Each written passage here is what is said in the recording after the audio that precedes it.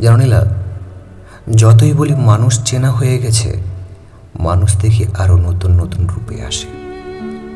জীবন যতই এগোয় ততই বুঝতে পারি মানুষের আসল চেহারা চেনা এত সহজ না।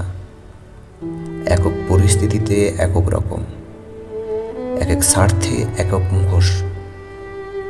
ছোটবেলায় ভাবতাম ভালো মানুষ মানেই সারা জীবন ভালো, খারাপ মানুষ মানেই সবসময় খারাপ।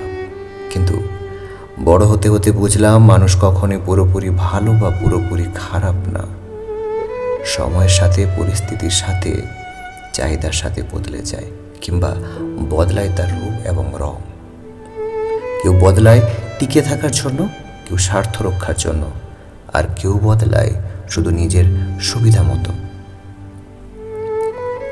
একজন যার উপর চোখ বন্ধ করে ভরসা করেছিলাম, সে হয়তো একদিন এমন কিছু করবে যা আমার কল্পনাতেও ছিল না। আবার যাকে কখনো গুরুত্ব দিইনি, সে হয়তো এমন কিছু করে বসবে যা হৃদয় ছুঁয়ে যাবে। এটাই জীবন।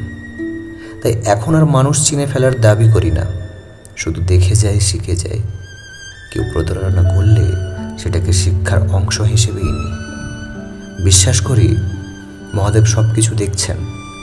আমাদের কাজ নিজের অবস্থান ঠিক রাখা, কারো ভুলে নিজের বিশ্বাস নষ্ট না করা।